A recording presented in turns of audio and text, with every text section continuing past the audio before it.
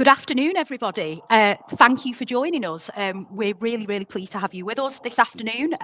We're going to be running this webinar looking at intensive training and practice, ITAPs, which many of you work in ITT will be incredibly familiar with. We think we've built an absolutely fantastic tool that's really going to help you overcome some of those barriers and challenges that you're going to face. And that's really what we're going to talk about with you for the next hour or so, including a demo of some of the things on our platform that we think are going to be really, really transformational in your support of trainees and mentors. So just to introduce myself, first of all, my name is Hayley Hughes. I'm Director of Education at Iris Connect.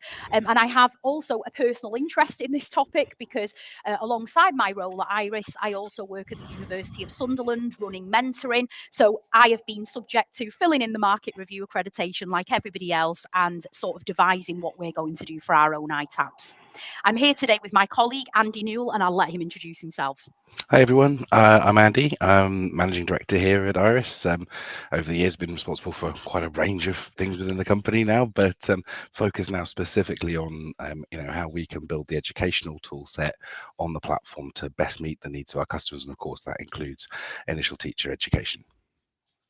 Thanks, Andy. So I want to kind of start really by just giving a little bit of an overview for those of you who aren't necessarily working in ITT or haven't seen what ITAP means and are interested in what we're doing, because I know we are live streaming this to Twitter.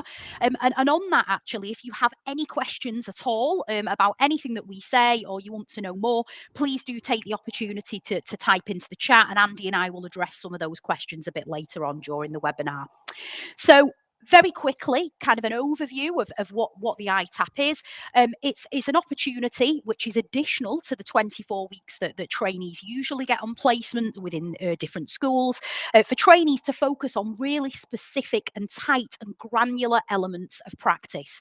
Now, obviously, there's been some controversy over the DFE market review, but all of the providers that I speak to have been quite positive about the ITAP because I think it's a really good opportunity to get that expert input, to work on targets that are very specific, that really match trainee needs, and a chance to be adaptive as well. Now, recently, most of you who are viewing will be aware that there was some, just before Christmas, there was some Department for Education ITAP guidance released that I think made it a bit clearer on sort of the structure of what an ITAP might actually look like. And for a long time, actually, at Iris Connect, we've been thinking about building a tool which matches this kind of structure and complements the brilliant things that are already going on in ITT. So just a rough rundown really of what this guidance suggested the structure of an ITAP might look like. Like most continuous professional development or PD sessions in a school, the ITAP might start with some expert input. So what might that look like? The guidance is quite generic, to be honest, on that.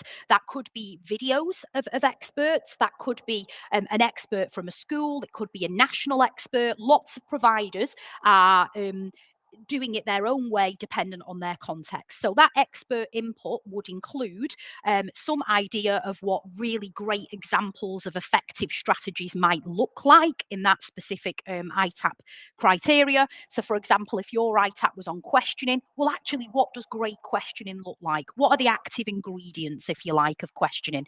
So that expert input will talk about the theory, but it'll also talk about the active ingredients.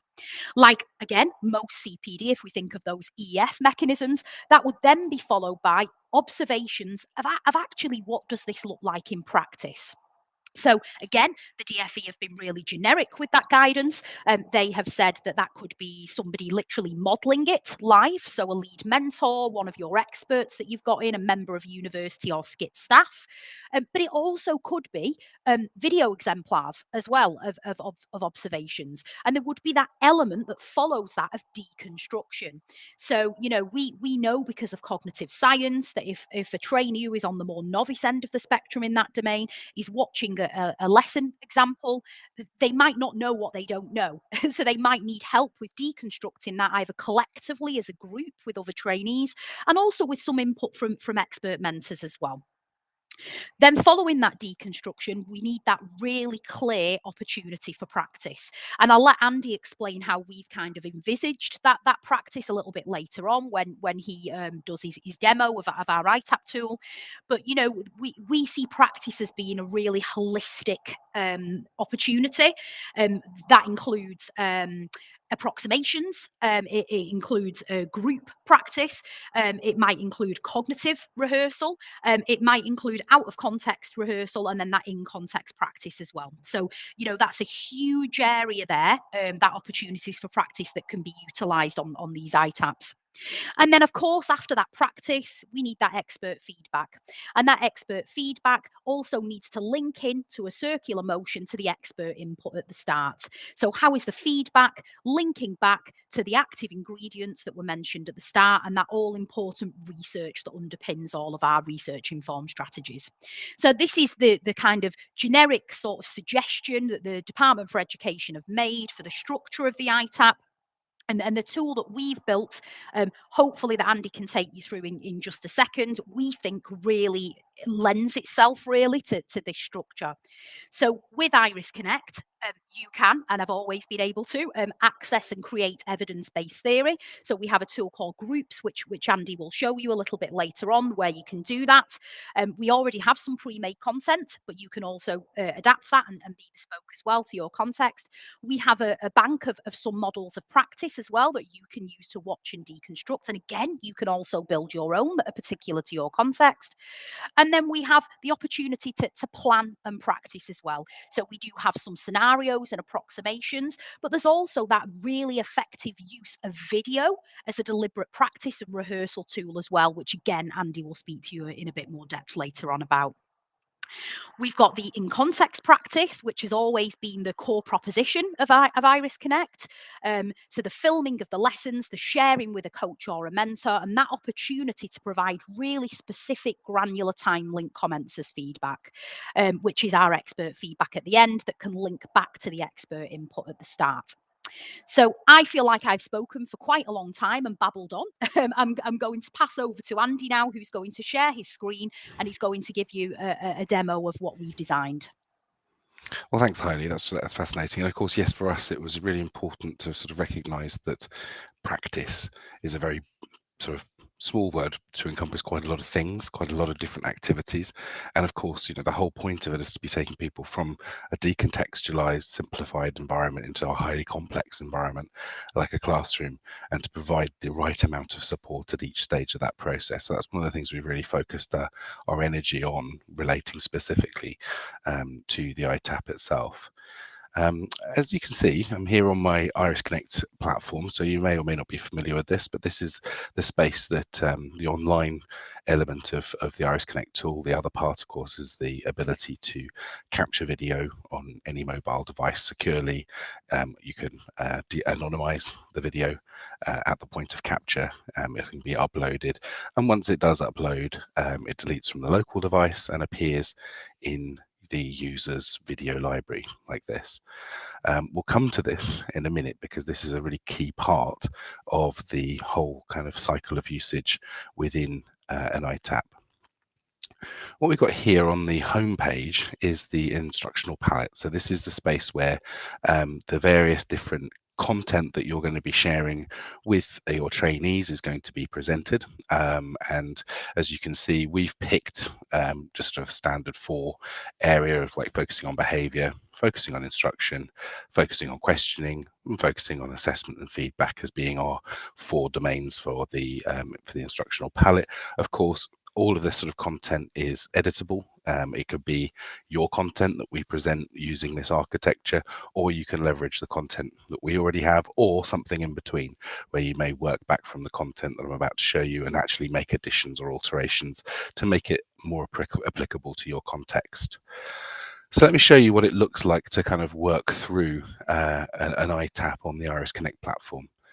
So in essence, when Hailey's talking there, there are 2 really sort of key elements of this process. Number one is the sort of the theory and the models and the examples. And then the second is a much more personalized journey of practicing and implementing and gaining support from your peers and coach or tutor as you put it into practice in real contexts. So let's look at the first element of that first, which is the sort of the theory, the models and the examples. So within this space, the first element, we're obviously talking about expert input. It's possible for us to, in this space, obviously embed a recording from an expert who will be deconstructing those key active ingredients and the broader theoretical background to, in this case, instruction as a topic. And as you see, these can be embedded on the pages. They can present, and then there's spaces available for trainees to use discussion forums, etc., to either answer specific questions about the expert input or communicate and discuss the content with one another. Obviously, this can be integrated as part of a webinar as well, and so the webinar can be booked and launched from the Iris Connect platform, and also the recordings of that webinar can come back into the Iris Connect platform too, to enable people to access it and reference it later on. So one of the key elements for us within the context of an ITAP is providing that sort of quick overview of the theoretical landscape in which we're working, and so that can be done using videos, but those videos could obviously cognitive load theory and the principles of effect, include voiceover animations, etc., to help sort of really kind of deconstruct the big ideas and make them much more tangible and easily digested by the trainees. Then we can start looking at the process of how cognitive load theory in this case might be applied in classrooms. And so in this case, again, more animations, but also highlighting the key principles that have been outlined originally, but we're going into more detail now about the key underlying features and key factors associated with implementing cognitive load theory as part of your instructional strategy. We can also obviously illustrate this with teachers, real authentic teachers, videos from the field talking about what that means for them in their contexts, and got different perspectives on the topic at hand, before pulling this together into a series of sort of key takeaways. So basically what we're doing within this context is obviously applying the same principles in cognitive load theory, where we're chunking the information, we're making sure that we're not overloading people's working memories, etc. So in this case, Hiley's providing a little plenary of the information that we've presented previously, and again, opportunities for trainees to download key takeaways, so download posters of the key terms and the key memoirs they need in order to be able to apply this in their own contexts. So that's the sort of the theory element. Then moving on, what we're going to start thinking about now is exemplification and deconstruction. And so that's we're going from the introduction area into the analysis phase. So within the analysis phase, we can do two things. One is sort of this collective deconstruction process. And so what we've got here is a video example from one of our partner schools, in this case, Windsor Academy Trust. And in addition to that, we're going to play the video, show the practice, but Hiley has used video notes over here on the right hand side of the screen that are designed to help explicate what is being shown in the video and some of the underlying thinking that the teacher had while they were making the decision making process that they were going through. So in this case, you are Sunny. So forget who you are now, you're Sunny. And you're going to think about what you could see. So I heard how you were using these that snowflakes were falling out of the sky. vocabulary. And you can see here that the teacher has used her understanding of the transient information effect to ensure that crucial information is not missed or forgotten at the end of the process that was learnt at the beginning, such as those key words the teacher has recorded that students could use in their answer. She's recorded that key vocabulary to avoid cognitive overload for her students later on. That snowflakes were dropping from the clouds, that the snow was sticking on the ground. I'm going to show you now, how we turn this into a sentence. So what you can see happening there is the video of the practice that's been captured on the left, and then the video note on the right, when it reaches the relevant time within the video, will trigger, move up to the top of the screen, and obviously the video will play back. And so we feel like this is a really great first step in the process of deconstructing what can be quite an intimidating process of trying to analyze and understand a very complex environment like a classroom. So once that process has been undertaken, there's a second clip. But in this clip, there isn't that expert commentary. What we're now doing is providing some prompt questions. So we're asking, what stands out to you in this video? What are the learners doing? What stands out about that? What's the teacher doing? What stands out about that and why? And so within this context, we're now asking them to start applying what they've learned, to start interpreting and deconstructing this, this practice on their own. Won't it? The calculation, it will be the sum. Good boy. So again, within this space, one would include a discussion forum to help the trainees to share their ideas, or they might actually be physically present in the same place. And these can just be used as conversation starters to help facilitate the group conversation and dialogue. Another element of this sort of an analysis process is then starting to look at those kind of active ingredients that Hailey was talking about. And one of the things that we can do in this context is actually integrate with third parties. And again, I think that's something really important for you to sort of take home from this, that we're not bringing the full solution here. We can work with, for example, the wonderful people over at Walkthroughs in order to provide now the sort of the illustration of some of the active ingredients that they've seen in the collective deconstruction. So in the collective deconstruction, obviously they've seen the teacher using instruction, having broken down the big ideas into small steps in order to sort of not overload the working memory. So in this case, breaking content down into small steps can be presented as a video walkthrough. So in this case, the walkthrough will play. Concepts in small steps. In order to form secure schema, students need to assimilate new learning, connecting it to what they already know. We can't deal with too many new ideas at once. Many operations. Step 1. Identify prerequisite knowledge. Analyze the area of learning in hand and begin to consider how it could be broken down into a series of steps. So step 1, identify prerequisite knowledge. Now using our time link comment, they can move to the second key step in this sequence, which is identify the most basic first steps, just by clicking on the note. Identify the most basic first steps. This is often the most important decision, where to begin. Identify the series of next steps. Recreating the step of the process. So the other element of this, of course, is that we can use this same environment to now ask the trainees, in order to record their own media comments, replicating the key skills that are being deconstructed within this space. So, for example, they can click on the cue, identify the next key the series of next steps, and then they can click on media comment and use their own video to actually record themselves presenting back what they're learning from the key sequencing that we're seeing, or in fact replicating the physical behaviors that may be being prompted through the walkthrough.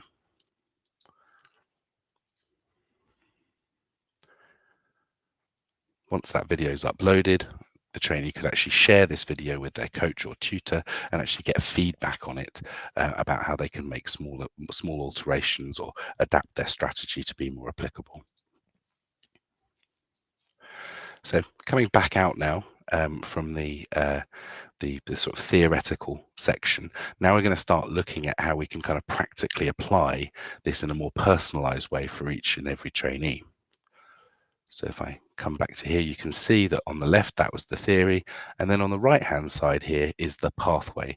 And the pathway can be either a reflective learning activity. It could be a coaching learning activity with various different steps of that process, or they could be collaborative activities. In this case, we're focusing on a coaching activity, and the trainee will automatically have been placed within a relationship within a pathway with their appropriate coach or tutor or mentor. So if one were to click on resume here, you can start seeing the kind of things that exist within a pathway within this section of the ITAP.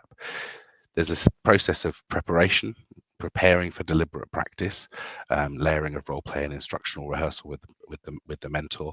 There's a process of kind of enactment, actually putting that into in practice in classrooms, so instructional coaching, co-planning with the mentor, team teaching, etc.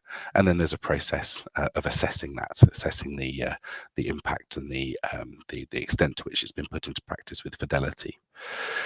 So the first step to go through on a more individual basis would be scenarios.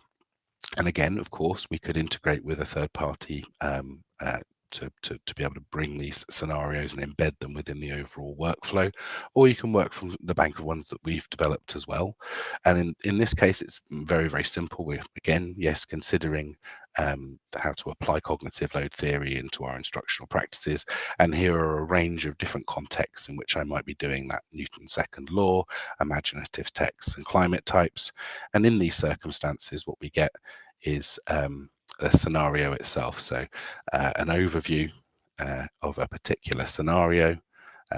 So the Year 4 English class are looking to compose, edit and present imaginative texts with a focus on narratives. The students have been learning about language features such as similes, and the aim of this lesson is for students to practice using similes as part of a piece of imaginative writing. What would the teacher need to do in order to manage the student's cognitive load through this process? And so within this space, they can respond to that question.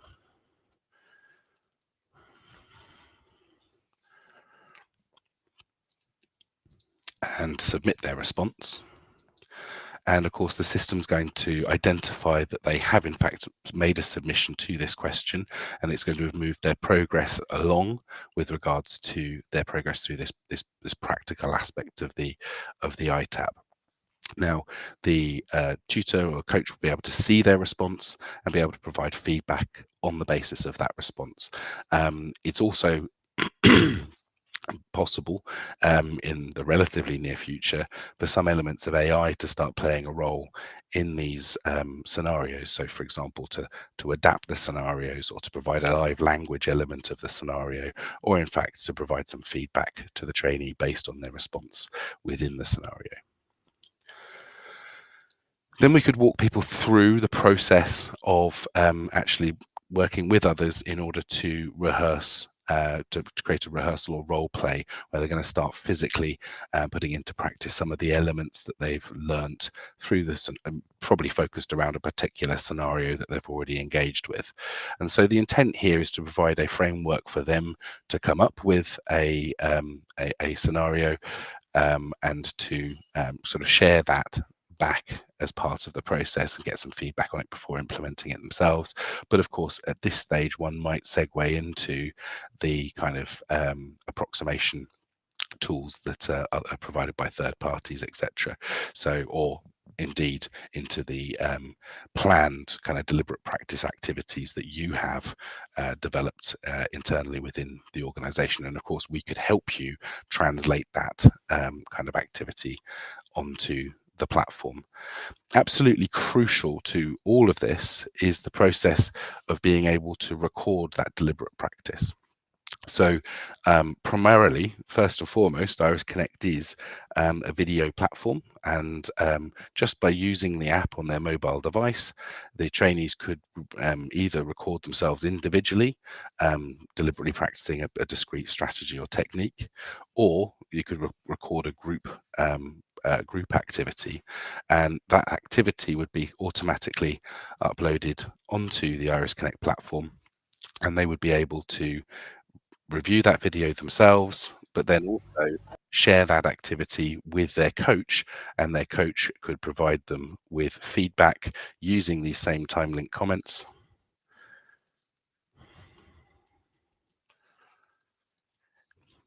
Which would be placed on the timeline of the video. So as they watch the video back, coach's feedback is going to scroll past at the relevant time and help them make small adaptations to their practice and help them make sort of incremental progress.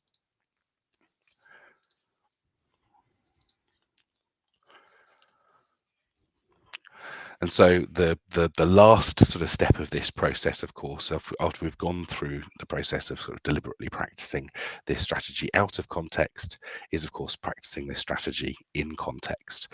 And again, video has an absolutely kind of crucial role to play in that regard, insofar as the exact same cycle that we've just identified, whereby the trainees could record their deliberate practice. Of course, they can be recording their actual classroom-based practice now, again with the potential to anonymize the video in such a way that individuals aren't actually identifiable, and of course that video very simply and easily can then be shared with, just by clicking here, can be shared with their coach or their tutor, and again the video would be shared with them. They'd be notified and they'd be able to receive feedback on the timeline of their videos. One of the crucial elements about all of this is that as the trainees are working through their ITAP on the Iris Connect platform, the data from their progress is being shared back to the administrators of the program. So on this dashboard, you can see, obviously we're on the first topic, which is instructional scaffolding, but you can see that there's been, this is the sort of progress across the cohort as they've worked their way through the various steps of the ITAP, and obviously each individual coachee's ITAP progress is recorded here underneath, with the ability for system administrators to click through and to see the progress that they're making and maybe provide additional support should it be necessary. One last sort of reflection on all of this is, obviously I'm talking about the use of video tools within the quite tight confines of the ITAP itself. However,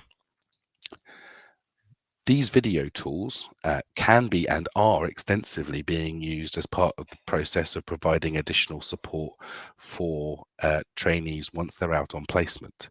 And in fact, that's where it really becomes most powerful in lots of ways, because it gives you that ability for the trainee to record something that maybe hasn't gone as they were hoping, to add a time link comment saying, hey, could you provide me with some support around this particular transition? I don't think I got it exactly as I would want, to share it back to you, and for you to provide some more on-demand support or surge your support for those who need more help. And then of course the other element of that is it means that you're not physically spending as much time on the road because the videos are being shared digitally, and even if you only replaced one visit in the year, the impact on carbon footprint of the program would be significantly reduced, the costs of travel, etc., would be significantly reduced as well. And I think probably within that context, it would have gone an awful long way to paying for the use of your Iris Connect licenses as part of the program. So yes, the tools that we've shown you for ITAP in particular are available, and obviously something that we can either customize for your direct needs, or we can you can just use them directly kind of out of the box. But of course, remember that this sits on top of the primary function here of video to enable you to do more with less over a wider geographical area with your trainees, and really provide them with sort of highly contextualized support when you need to. So yeah, that's that overview. Back to you, Hailey. Thanks, Andy. I did so enjoy the catalogue of Hailey's hair colours and styles there with all the videos and anybody would think that I changed my hair a lot. So yeah, it was quite hilarious. But building on Andy's point, really, they're also aside from the ITAP, there is of course the renewed focus on mentor curriculums as well. That's been part and parcel of the market review. And when the market review guidance was first released, we had a very successful ITT webinar. I think that's probably a year and a half ago, Andy, now, something like that, where we spoke extensively about how you could use the tools on our platform as part of your mentor training and curriculum as well. And for those people who missed that, or whose head weren't really in the game of thinking about that element of the market review, I think it's probably worth me just mentioning something about that as well. Andy showed you there the instructional palette that we've got. A lot of the ITT providers who've purchased Iris Connect are going to use that instructional palette as part of their mentor and lead mentor training, and will also be using it for their trainees as well. We also, of course, have the ability to be able to build groups yourself, so people could essentially build their own mentor training using our group function, and be able to track the engagement with that using the admin matrix metrics that Andy put on earlier.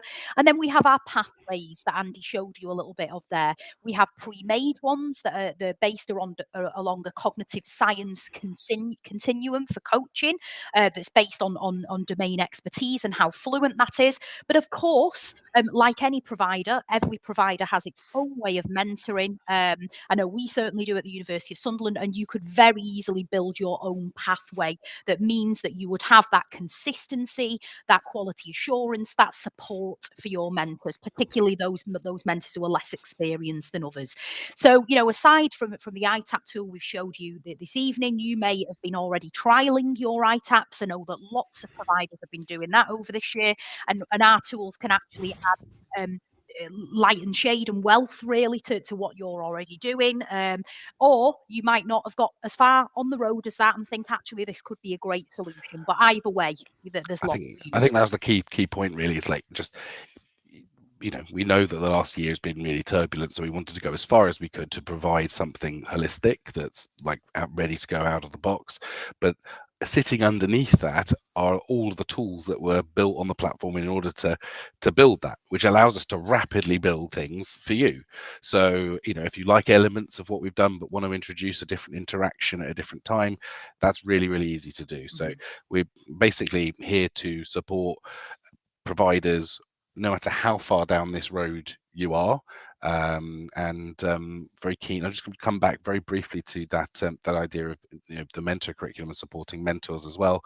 Of course, one of the key things is if the mentors are equipped with the video technology, they can go in and record their observations and share them such that they're actually now part of a network involving both the provider, the mentor, and the trainee, and we can actually start building a kind of shared dialogue around progress based around those videos, which I think is firstly a much more powerful experience for the trainee, but secondly a development opportunity, so you've got the opportunity there to support and provide frameworks for the mentors as well. Yeah, absolutely, and really great spaces to be able to do that with multiple people, because we now have these tiered roles of lead mentors as well that are going to make ITT providers' jobs a lot more challenging, because we're sharing this with even more stakeholders than we always have, even across sort of really big partnerships as well. So having that ability to create that shared space of collaboration, of learning, of progress and dialogue is gold dust, really. That's fab. I noticed we haven't had any questions in the audience from the audience pane on the system here, so I don't think we've got anything in particular to respond to there. Obviously, if you do have any questions, please do pop one in there, and we've got a little bit of time where we could be able to respond to those. Yeah, absolutely. Or alternatively, at the end, we'll put our contact details up, and please feel free to email either Andy or I, or contact us on Twitter as well. We're both quite active on there, so you can get hold of us.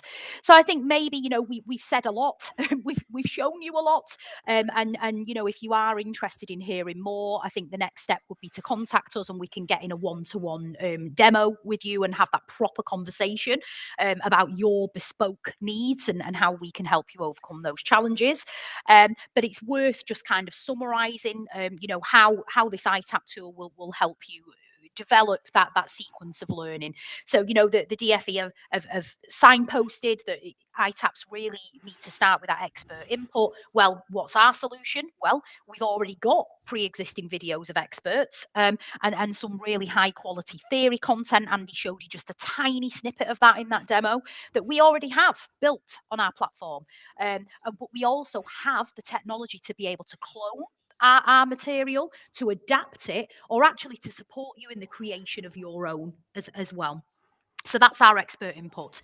We then move on to the next stage in the sequence of ITAPs, which is the observations of the examples. Well, again, as Andy demonstrated, we have those pre-existing bank of video examples. And we're still iteratively working with a lot of our partner schools and multi-academy trusts that we work with to build and extend on that library as well, to make sure we've got all of those foundation concepts covered in the CCF. But again, you can use our technology and utilize it to build your own institution library as well, which is obviously really, really powerful. When it comes to the deconstruction, Actually, may I just take a step Oh, on yes. that? Yeah, Just yeah. rewind a little bit. Just that library piece. I think one Yes. of the really with the organisations that we're working with already in the space of ITT, the real power of being able to go from one year to the next and taking the videos that the trainees and mentors have created over the course of year one, identifying the ones which best exemplify the active ingredients that we're looking to explore and using them as part of the training program in year two. Yes. And so on. Imagine doing that for 3 or 4 years, how rich those libraries are going to be, and how authentic they're going to be as well, because I think it's all very well having a canned video, but having something where that that's a trainee who went through this program just 2 years ago in the school that you're in, or a school that looks an awful lot like the one you're in. I think that's a very powerful thing. And the teachers that sound like you and understand your context as well, because my context at the University of Sunderland might be very different from the context 40 miles down the road. So yeah, I mean, I think that's a really good point. So we've got that library, you can build your own, but then actually, as Andy demonstrated, that deconstruction tool as well, it can be quite hard for people and quite cognitively demanding actually to be able to deconstruct videos in a really high quality way, or deconstruct exemplars. So we've got our time link comments, we've got the video comments that Andy demoed to you. I mean, actually, I was going to add, but I didn't want to interrupt you earlier, Andy. Those videos are great for that deconstruction piece, but actually really great for modelling. So, as a mentor, if I'm watching something, I could do a time link comment and say, I really like the way you did this. However, have you thought about doing it this way? I'm going to model to you now how I would do it. And I could film myself modelling and then say, right, okay, over to you. Now you practice, film yourself practicing in the next comment, and I can give you feedback. So you've got that iterative, deliberate practice. You could also put as a upload from a video comment. You don't just have to do your screen. You can upload a video comment from YouTube. You can upload one from an existing bank of practice. So you can have those models on there as well that are external. So many uses for deconstruction of that. But you can also, as Andy demonstrated as well, use our collective deconstruction tools to hold mini film clubs as well, as part of your ITAP or as part of your training or mentor training as well. And we've got those question stems where we use the Rolf Freshwater and Jasper What, so what, how, now what to do those. And then we've got our opportunities for practice. We've got that multi-layer model that we've developed that's based on cognitive science. So we've got the approximations or the scenarios. And again, as Andy mentioned, many of you may be using a different piece of software for approximations, and we can make sure we can try and integrate that into our tool. You can then follow that by out of context rehearsal to film and share with mentors or coaches, and then that practice in context that we absolutely need for adaptive expertise. Film it, share it for feedback, and then you get that feedback, which is the expert feedback that links to the expert input. And that can be done via time link comments or video comments as well.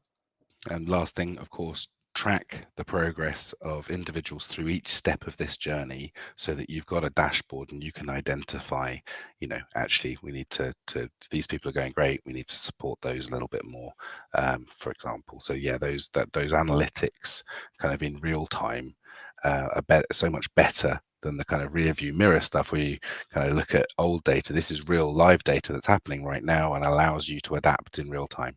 Yeah, and intervene straight away as well. And as somebody who's responsible, who's the Uber mentor, if you like, for 1,200 mentors, that dashboard is just absolutely invaluable to keep a track of that. So, I mean, I haven't got anything more to add, Andy. I don't know whether you have. But other than to say, really, thank you so much for joining us. If you're watching this after the event, sorry you couldn't join us live, but hopefully it's been useful. And if you do want more information, please do contact us. The email address there will get you through to my colleague Emma, who will then go on to book a demo for you with Andy and I, or both of us, dependent on our availability. But you can also contact Andy and I directly, of course, if you've got questions about this evening and this webinar, or actually if you just want to kind of geek out about pedagogy, we're always up for that as well. So my email address is Hailey, Haili, at irisconnect.com, as you can see there, and Andy's is Andy. As well, so you can contact us on that, and there is a telephone number, and we're both on Twitter. My URL is at Hughes Hailey. Andy, what's yours? Mine is at Iris Founder with an underscore between the two. Yeah, I was going to say I thought that was yours, but I didn't want to give the wrong one. So thank you once again for joining us, and I really hope you enjoy the rest of your Wednesday evening.